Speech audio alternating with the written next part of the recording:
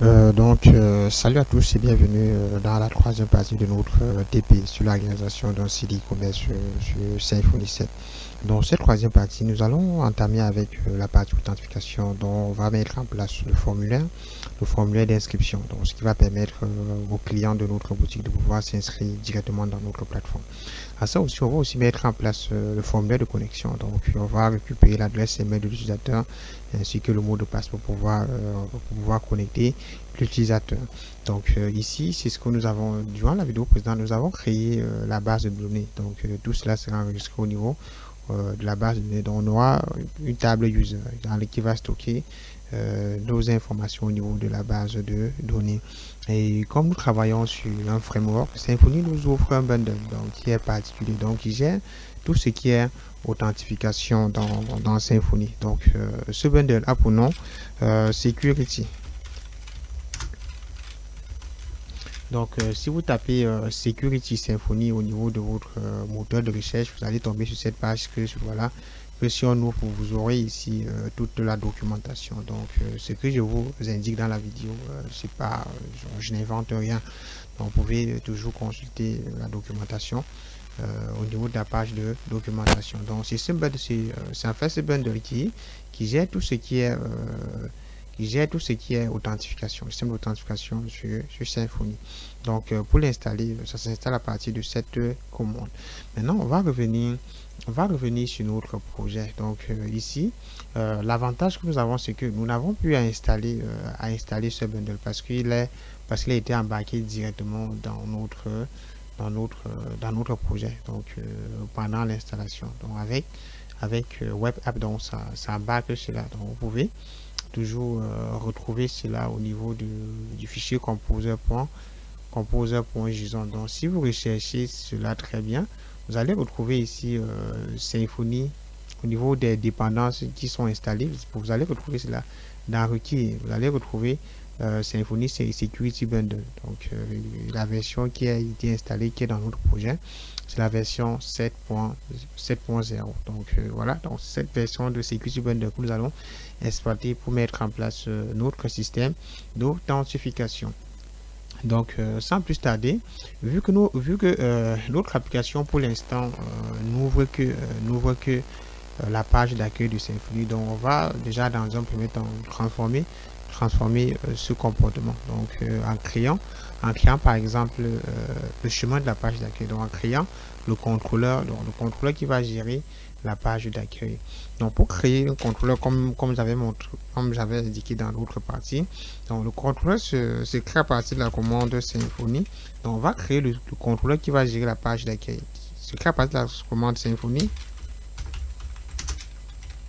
console make controller. Donc, on va appeler notre contrôleur room controller. Donc, on tape la commande Symfony console make controller pour créer notre contrôleur d'appel, notre contrôleur d'accueil. Donc, on va appeler cela room controller. Ensuite, on va valider. On aura notre contrôleur qui sera créé et aussi la vue. Donc, ça sera créé et il y a notre contrôleur, ça va associer un template, un template de vue. Donc, si on se rend maintenant actuellement au niveau du répertoire, donc du répertoire SRC, on aura le fichier homepage controller qui sera créé. Donc, on peut déjà ouvrir, on a une première route qui a été générée par notre maker, donc par notre bundle maker qui va se charger de générer ce code automatiquement. Donc, comme j'avais présenté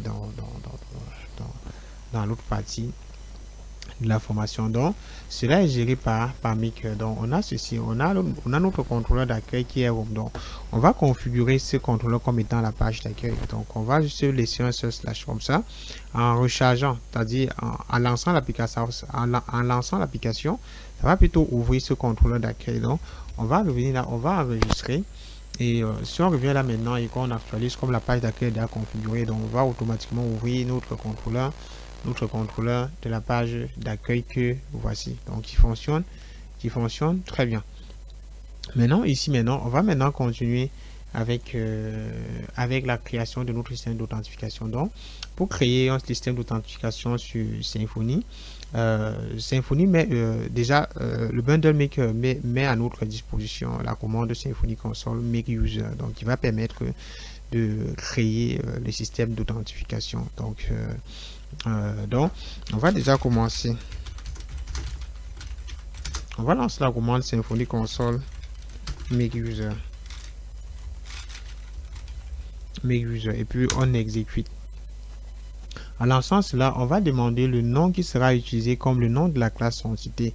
On va conserver, donc on va conserver user, c'est-à-dire ceci, ce qui sera conservé au niveau des entités doctrine. Donc les entités, c'est en fait tout ce qui va permettre de récupérer les éléments depuis la base de données, de faire des mises à jour et tout le reste. Donc de pouvoir citer et de pouvoir faire des sets et des get, des setters et des getters, donc de pouvoir récupérer des éléments et ou insérer des éléments.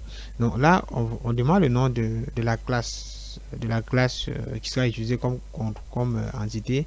On va conserver user et si on souhaite en fait, ce qui est dans les crochets correspond à la proposition, donc ce qui est proposé, et vous pouvez toujours changer cela en modifiant cela. Donc, on va accepter ce qui est proposé en tapant tout simplement sur Entrée, comme ça va utiliser user comme étant le nom de l'entité. Maintenant, on demande si on stocke les informations dans la base de données. Si on souhaite stocker les informations dans la base de données via Doctrine, c'est-à-dire en utilisant Doctrine, on va dire yes. Donc, ici déjà, comme c'est entre parenthèses, on va taper sur Entrée parce qu'on va stocker ces informations, les informations de connexion utilisateur au niveau de la base de données. Donc, on aura une table qui va stocker nos utilisateurs.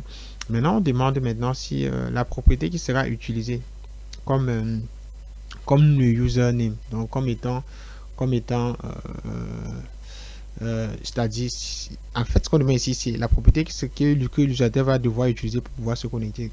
Parce que ça peut être l'adresse email ou un nom d'utilisateur ou identifiant.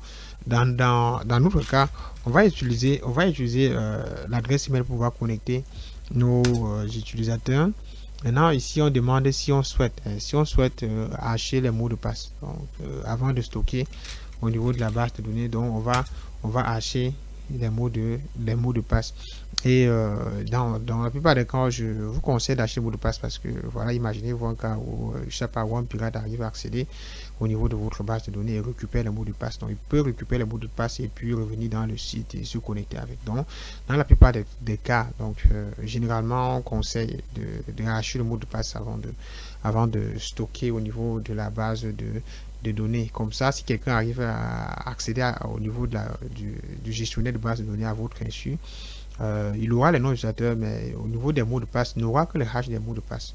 Alors que c'est avec le mot de passe en clair qu'on ne se connecte pas avec le hash. Donc, même avec le hash, il ne pourra pas pouvoir revenir à la version initiale de mot de passe et pouvoir se connecter. Donc, jusqu'ici, on a fini avec le mail user. Donc, la particularité avec ces mail users, c'est que en général, ça va. Vous allez répondre à un certain nombre de questions. Et en fonction des réponses, ça va générer un code à l'amont. Donc, ça va générer un code qui sera utilisé pour le système d'authentification. Donc, vous n'avez pas à saisir, à écrire toute la logique si l'utilisateur, if $, post username and set. Non. Donc, Symfony va se charger de gérer tout cela. Donc, vous pouvez constater que ici, on demande de revoir le fichier entity user. Donc, si on se rend maintenant dans le dossier SRC, au niveau du dossier entité, donc on aura notre entité user qui sera bel et bien créé. Donc, on pourra donc récupérer l'identifiant à partir de l'ID, les mails à partir des mails, les rôles, les utilisateurs à partir des rôles, et le password à partir du password. Maintenant, ici maintenant, on demande de faire une migration. Donc, ici, on va d'abord revoir ceci, ensuite faire une migration.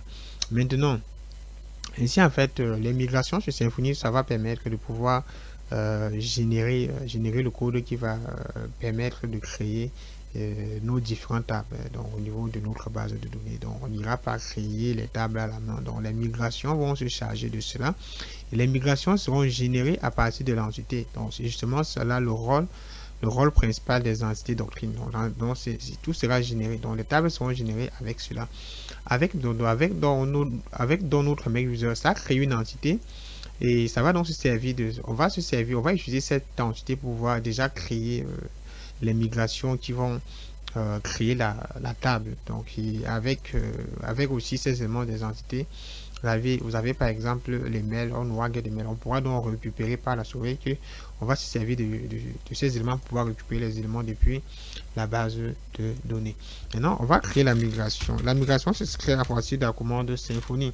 Et je rappelle que les migrations vont nous aider à générer les tables automatiquement au niveau de notre gestionnaire de base de données. Donc, c'est-à-dire, à chaque fois qu'on va créer une entité, on va devoir générer une migration. Donc, on va aller avec la commande Symfony console make migration. Donc, cette commande va permettre de générer la migration. Donc, on va lancer cela et puis on va taper sur entrée. Donc, on a notre migration qui a été générée. Si on se rend maintenant au niveau du répertoire migration, on aura un code qui sera généré. Donc, c'est cette migration-là qui a été générée.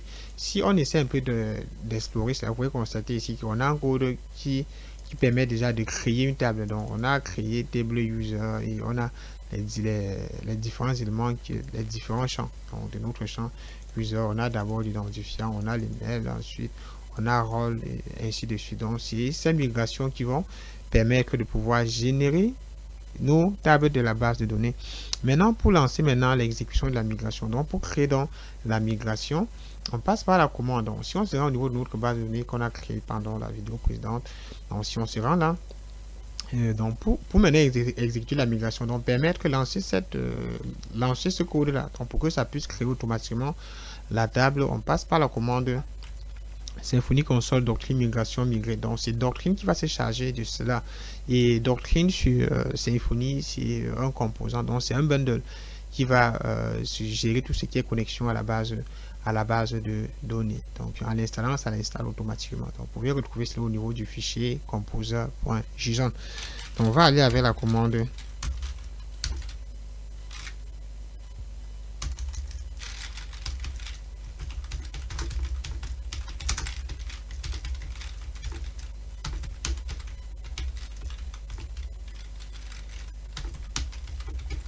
donc avec la commande Symfony console doctrine migration migrée pour pouvoir exécuter notre migration. Donc on demande si on souhaite lancer cela, vous allez taper sur entrée. Ensuite on aura, si on se rend maintenant au niveau de notre base de données et qu'on actualise, on aura automatiquement la table user qui sera créée. Donc c'est cette table là qui va gérer nos utilisateurs. Maintenant, si je me rends là, on a les tables qui ont été créées automatiquement. On a donc une migration, donc ça permet déjà de stocker des migrations qui sont générées. Donc tout ceci est géré par Symfony. Donc ça stocke les versions des migrations.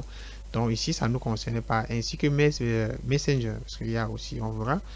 Ne vous inquiétez pas, on verra ce qui est Messenger. Donc Messenger dans Symfony. Donc c'est ces deux tables vont gérer un certain nombre d'éléments au niveau de notre application. Mais pour ce qui est de la table user, de la table qui va stocker nos utilisateurs, c'est la table user qui va stocker nos différents utilisateurs. Jusqu'ici, on a créé la table qui va stocker. On a créé la table qui va stocker nos utilisateurs. Maintenant, on va créer le formulaire. Donc le formulaire de connexion. Donc, et Symfony toujours à travers le bundle security. Donc, j'ai présenté, vous pouvez retrouver au niveau de la description, au niveau de la documentation, autant pour moi.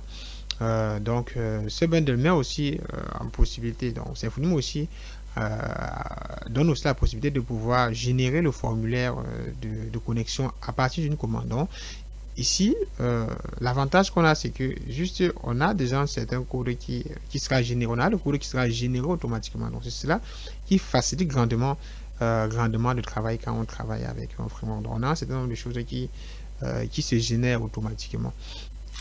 Et on a la commande Symfony console make on a la commande Symfony console make auth. Donc, qui va nous permettre de générer le formulaire de connexion. Ici, maintenant, on demande le style, donc le style d'authentification qu'on souhaite mettre en place. Déjà, en premier temps, on a le MT Authenticator. Donc, ici on n'a pas de formulaire d'authentification. Donc, c'est pour donner la possibilité aux utilisateurs de pouvoir accéder à un certain nombre de pages. Ensuite, ce qui nous concerne, c'est le Login Form Authenticator. Donc, parce qu'on a ici, on aura le formulaire. On va générer un formulaire de connexion. Pour cela, vous allez entrer sur un, ensuite vous allez valider. On demande le nom de la classe d'authenticator qui sera utilisée. Dans notre cas, on va appeler cela, on va nommer cela Security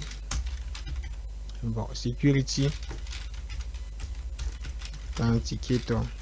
On va appeler cela Security Authenticator. Et puis on va valider. On demande le nom du contrôleur. Quel nom on va utiliser cela comme contrôleur?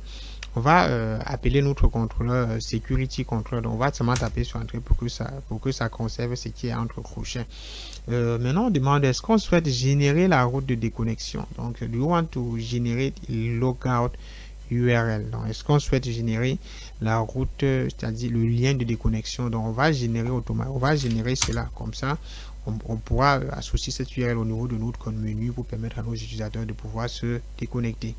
Maintenant, on demande est-ce qu'on souhaite supporter Remember Me. Est-ce que notre formulaire de connexion va supporter la fonctionnalité se souvenir de moi? Parce que se souvenir de moi, ça va permettre à ce que si l'utilisateur est connecté et que par la suite il revient sur le site avec le même navigateur, il aura automatiquement la session. Donc, on n'aura plus il ne sera plus rédigé au niveau du formulaire de connexion où on va encore lui demander de se connecter de nouveau. Donc, comme dans la plupart des sites, donc, quand vous vous connectez et que vous ne vous êtes pas déconnecté, qu'une fois, quand vous revenez dans le site, vous restez connecté jusqu'au moment où vous allez cliquer sur ce de connecter que vous allez quitter du site, ou si vous effacez les cookies au niveau du navigateur. Et si on demande si on souhaite supporter cela, donc on va dire oui, on va supporter notre Remember Me. Donc on va faire en sorte que le formulaire supporte la fonctionnalité se souvenir de moi. Maintenant on demande comment on souhaite activer cette fonctionnalité là. Donc est-ce que déjà en premier temps, est-ce qu'on va activer cela quand l'utilisateur clique sur la checkbox se souvenir de moi? Donc ici dans ce cas, c'est que Symfony va mettre en place une checkbox juste après le formulaire qui va permettre à l'utilisateur de cocher pour pouvoir activer cette fonctionnalité là. Ça c'est le premier cas. Et ensuite on a un deuxième cas qui dit always activate remember me, c'est-à-dire toujours l'activer. Donc c'est-à-dire dans ce cas il ne va pas mettre la checkbox se souvenir de moi. Donc il va laisser, il n'y aura pas de checkbox, mais automatiquement ça va se souvenir de l'utilisateur. Maintenant dans notre cas on va mettre 1, mais vous avez le choix d'utiliser le premier cas, c'est-à-dire en mettant la checkbox se souvenir de moi pour pouvoir gérer cela. Donc on va mettre la deuxième valeur, donc ce qui va permettre de pouvoir se souvenir automatiquement de l'utilisateur. Maintenant ici maintenant c'est bon, ici on a fini. Donc on demande de customiser notre nouvelle authenticator. Et ensuite on demande de gérer la redirection après la connexion. Et ensuite on demande de revoir le template si on souhaite mettre à jour. Donc après avoir utilisé cette commande Symfony make auth qui va nous permettre de générer le formulaire de connexion, on aura ici au niveau de contrôleur, on aura un nouveau fichier qui sera créé au niveau du contrôleur qui sera le fichier Security Controller, donc où on aura la route, c'est-à-dire le chemin qui va permettre de pouvoir accéder à la page de connexion qui a été générée. Donc on peut déjà récupérer cette route. Et si on essaie déjà de tester au niveau de notre application, vous allez voir que ici, si on relance maintenant, on va ouvrir notre formulaire de connexion. Donc ici, on a notre formulaire de connexion qui a bel et bien été ouvert. Donc voilà, c'est un peu cela. On a la route logout qui permet de déconnecter l'utilisateur. Donc l'utilisateur peut déjà tenter de se connecter à partir d'ici. Donc je vais essayer de me connecter. Si elle clique sur connexion, on aura une erreur. Donc on aura probablement automatiquement une erreur. On dit invalid credential. Donc on dit les identifiants sont invalides. Donc les identifiants sont invalides parce que bon, déjà c'est normal, c'est logique parce que parce que déjà, on n'a pas encore d'utilisateur au niveau de notre base de données. Quand on essaie de connecter cet utilisateur, on dit les identifiants sont invalides. Maintenant, ce qu'on va maintenant faire, c'est qu'on va créer, on va créer le formulaire d'inscription. On va inscrire nos utilisateurs. Donc toujours, vous avez toujours le lien logout qui permet de déconnecter. Donc vous pouvez utiliser toujours ceci pour pouvoir déconnecter l'utilisateur. Maintenant, on va revenir. Donc, je vais un peu revenir encore au niveau du code. Donc, on a le fichier security controller qui a été créé. Et ce formulaire qu'on a à l'écran, on peut retrouver le code HTML donc, qui a été utilisé par TUI que j'avais présenté voilà, dans une des vidéos. Voilà. On a ici, dans template, on a le répertoire security qui a été créé dans le répertoire template qui va stocker tous nos templates. Et dans ce security, on a le fichier login.html.twig donc qui représente code source de notre formulaire avec Twig et tout le reste. On pouvait customiser si vous souhaitez faire la mise à jour de votre formulaire, ajouter du CSS, tout le reste. Donc c'est à ce niveau que vous allez faire la mise en forme de votre formulaire parce que ici on peut dire qu'on n'a pas quelque chose de voilà d'agréable visuellement agréable. Donc vous pouvez toujours customiser pour pouvoir apporter des mises en forme à ça, mais ne vous inquiétez pas, on va mettre à jour cela je crois dans la suite de cette vidéo. Donc ici maintenant on va créer maintenant le formulaire d'inscription. Donc pour cela, pour la création du formulaire d'inscription Symfony, mais aussi à notre disposition une commande donc, qui va permettre de générer aussi automatiquement comme on l'a fait pour le formulaire de connexion. Donc c'est la commande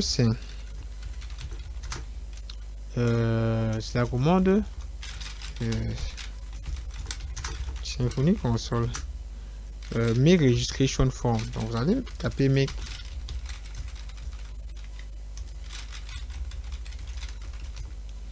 registration form et ensuite vous allez valider cela. Ici on demande si on souhaite utiliser l'unique entity si on souhaite ajouter unique entity validation sur l'attribut user, donc pour ne pas avoir des comptes dupliqués. Donc ici ça permet tout simplement d'éviter à ce que deux utilisateurs puissent s'inscrire avec la même adresse email. Donc c'est un peu ce qui est là. Donc on demande si on souhaite ajouter l'unique entity. Donc on va dire yes. On va taper sur entrée parce que on a déjà yes qui est entre crochets.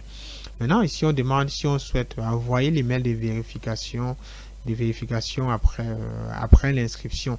Donc on va dire non, on va inscrire nos utilisateurs directement. Donc on n'a pas besoin d'envoyer l'email de vérification de compte après l'inscription. Donc on va aller dans nos, mais si vous souhaitez envoyer cela, vous allez mettre yes, mais pour ce tutoriel vous allez il faudra mettre non. Donc on va mettre non. On n'enverra pas des mails de registration utilisateur. Maintenant ici on demande est-ce qu'on souhaite authentifier l'utilisateur automatiquement après la connexion. Donc après l'inscription, donc après avoir entré les informations d'inscription, est-ce qu'on souhaite authentifier automatiquement? On va dire oui. Donc on va authentifier nos utilisateurs automatiquement après l'inscription. Donc après avoir validé, on aura un code qui sera généré dans notre application. Donc on a les différentes choses qui ont été, on a déjà un premier fichier qui a été modifié qui est le fichier SSC, ensuite user, ensuite on a le fichier qui a été créé, on a dans SSC form registration form seed, ensuite on a on a un contrôleur, on a un registration controller qui a aussi été créé dans le répertoire template qui va gérer la partie HTML. On a le fichier register.html.twig qui lui aussi a été créé. Donc maintenant déjà on peut se rendre au niveau du contrôleur. Dans ce contrôleur on aura notre fichier registration controller, donc qui va nous permettre de pouvoir nous inscrire. Donc c'est ce code qui a été généré. Donc on peut déjà s'y rendre à partir de la route /register, donc qu'on peut retrouver au niveau de notre contrôleur. On a /register. Si on essaie de se rendre là-bas et qu'on actualise, ça va automatiquement nous ouvrir le formulaire d'inscription où les utilisateurs pourront donc s'inscrire. Et ici, on a un item donc, qui permet d'activer voilà, les conditions, les thèmes et conditions de licence. Donc, voilà, on a ceci. Maintenant, après cela, ils ont dit qu'ils ont fait une mise à jour au niveau voilà, du fichier de l'entity user. Là, on a entity update, entity user. Donc, si on se rend maintenant dans entity user, ils disent qu'il y a eu une mise à jour. Maintenant, ce qu'on va faire, c'est que on va essayer d'inscrire un utilisateur après à partir de notre route slash registre. Donc, je vais inscrire cet utilisateur. Ensuite, je vais entrer son mot de passe. Ensuite, je vais aller dans AgriTem et puis j'essaie un peu de j'enregistre notre utilisateur.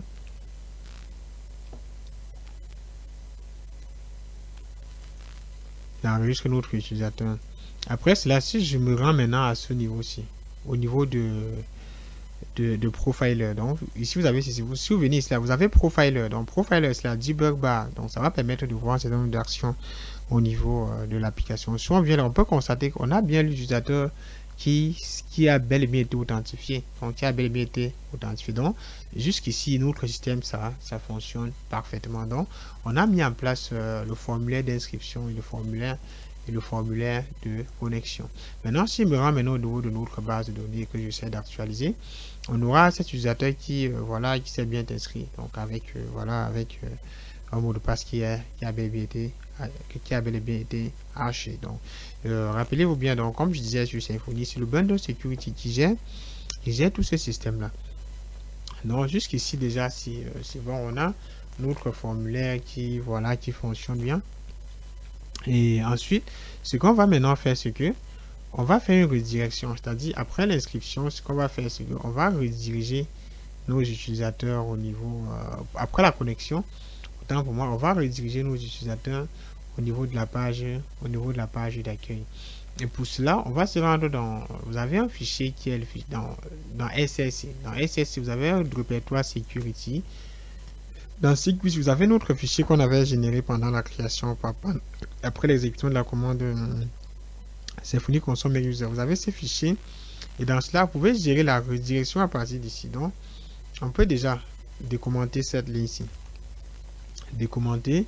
Et ensuite, ici, on peut aussi faire une mise à jour en récupérant la route à laquelle on souhaite rediriger l'utilisateur après l'authentification. Donc, s'il essaie de se connecter à travers le formulaire de connexion et si tout fonctionne bien, la rediriger au niveau de la page d'accueil. Donc, vous pouvez toujours modifier cela et entrer ce qu'il vous faut. Donc, au niveau, en fonction de la page à laquelle vous souhaitez rediriger l'utilisateur après la connexion. Donc, vous pouvez par exemple rediriger au niveau de la page de profil s'il y a des pages de profil. Donc, vous entrez à peu profil si vous entrez le nom de la route. Parce qu'au niveau des contrôleurs, on a déjà ceci, le chemin, ensuite on a le nom de la route. Donc, ici, c'est le nom de la route que vous allez récupérer, cela comme ça va renvoyer l'utilisateur à ce chemin-là. Donc, jusqu'ici, c'est bon.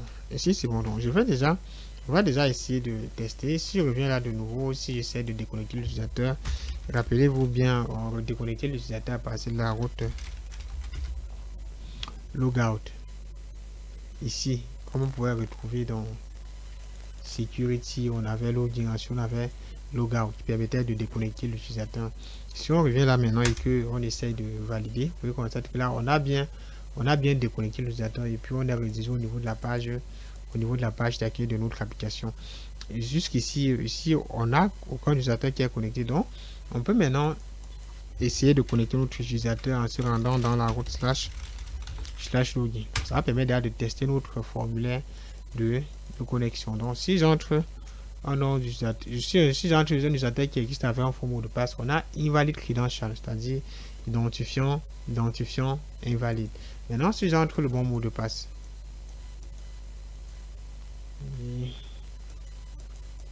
si j'entre, attendez, j'actualise. Donc si je viens là et que j'entre le bon mot de passe et que voilà et que je valide de nouveau, ici maintenant on aura notre utilisateur qui sera bien connecté et après la connexion on est bien redirigé au niveau de la page d'accueil. Donc jusqu'ici c'est fonctionnel. Donc Maintenant, ce qu'on va faire, c'est que au niveau de la page login, on va faire quelques petites mises à jour. On va aller dans login. On va d'abord déconnecter l'utilisateur. On va aller dans registre. Si on revient là, on a notre formulaire qui permet d'inscrire l'utilisateur. Et pour un site e-commerce, inscrire l'utilisateur uniquement avec l'adresse email et seulement le mot de passe. Bon, pour moi, c'est impressionnant. À notre formulaire d'inscription, on va aussi récupérer le nom et le prénom de notre utilisateur. Parce que bon, pour moi, ces informations sont très, pour moi, c'est petit, donc on va récupérer cela. Et pour cela, dans Symfony, on a forme. Donc, on a une classe. On a une classe qui a été générée qui permet de gérer des formulaires, sur Symfony. Donc, qui est bien géré par Form Builder. Donc, Form Builder, c'est une manière donc, de créer des formulaires sur Symfony. Donc, si je me rends maintenant dans SSC, on a un répertoire forme donc qui stocke les formulaires. Et pendant la génération de notre formulaire d'inscription, ça génère un fichier du nom registration form type, donc qui gère en fait notre formulaire d'inscription. Au niveau de ce formulaire, on a d'abord le premier champ qui est le champ email, donc qu'on peut retrouver à ce niveau. Ensuite, on a password et puis on a agreeterms. Donc, si je reviens là, on a tous ces éléments. Ensuite, on a password. Donc, vous avez cela. Donc, vous pouvez ajouter de nouveaux champs. On peut par exemple ajouter à partir de add. On va ajouter le champ. On va appeler cela first name. Ensuite, on va aussi ajouter le last name. Je sais pas comment on va appeler cela. On va aussi ajouter le last name.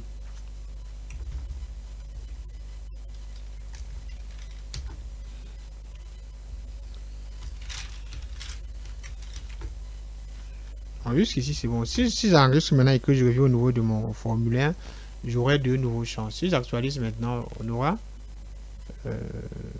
oui. Ici, on dit que le first name et le last name n'est pas reconnu dans l'entité user. Parce que, en fait, le formulaire est créé. Donc, le formulaire est, est créé à partir de l'entité user. Parce que c'est cette entité qui gère les utilisateurs. Donc, on va de nouveau créer ce first name et ce last name au niveau de notre entité user. Donc, on va revenir dans notre code. On va taper la commande Symfony console make.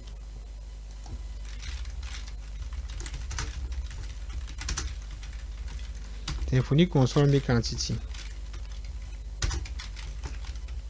user. Ici, pour faire la mise à jour au niveau de notre entité, user, on passe par la commande Symfony entity, Symfony console make entity. Puis on tape user. On va nous dire que cette entité existe déjà. Est-ce qu'on souhaite ajouter des propriétés à ça? On va dire oui. On va d'abord ajouter la propriété, cette première propriété qu'on a créée. Donc la propriété qui est la propriété first name qui récupère nos utilisateurs. Ensuite, on demande le type. Donc le type de ce champ, ça sera de type string. Donc comme ici, donc ça va de type string. On va taper sur entrée. Ensuite, on demande la taille maximale. Ce sera 255 caractères. Et ensuite, on demande si ce champ peut être mis au niveau de la base de données. On va conserver le nom, c'est-à-dire c'est un champ qui est obligatoire. Et on demande est-ce qu'il y a encore une deuxième valeur, est-ce qu'on souhaite encore ajouter une autre valeur à nos entités. Donc on va aussi ajouter le last name. Ensuite, on valide. Ensuite, on demande le type, ça sera le type string. Taille maximale 255 caractères. Est-ce que ça sera nul au niveau de la base de données? Non. Donc c'est un champ qui est obligatoire et puis on tape sur entrée et c'est bon. Si on se rend maintenant au niveau de notre entité user, on aura le last name, le first name qui seront ajoutés. Ici on a le first name et le last name. Ensuite, juste en bas, on aura le get last name et le get first name qui va permettre de récupérer cela plus tard au niveau des contrôleurs. Comme on a fait la mise à jour, comme on a ajouté le champ first name et last name. Donc ici, en principe, on doit avoir cela ici. Donc, on va de nouveau générer une migration qui va ajouter à notre table user le first name et le last name parce que ici, on n'a pas ces éléments-là. Mais si on revient là et qu'on actualise, on aura nos champs. Nos champs voilà, qui existent, qui seront créés. Maintenant, on va donc faire la migration pour pouvoir... On va créer une nouvelle migration à partir de la commande.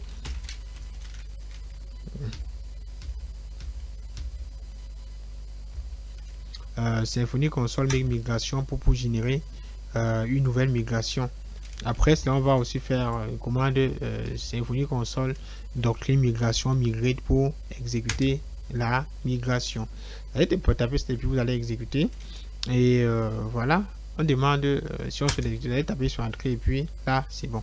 Si on se rend maintenant au niveau de notre base de données, on aura le champ first name et last name qui sont ajoutés. Donc si j'actualise, on a ces deux champs là qui ont été ajoutés qui vont récupérer le nom d'utilisateur, qui vont récupérer le nom et le prénom. Donc ce qu'on va faire, c'est que on va supprimer cet utilisateur parce qu'il n'avait pas encore de first et last. On va le supprimer et puis on va créer un nouvel utilisateur.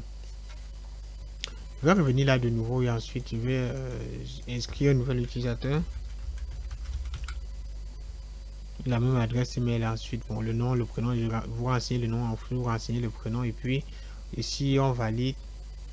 Voilà, après la validation, on a rédigé au niveau de la page d'accueil et puis on a l'utilisateur qui s'est automatiquement connecté.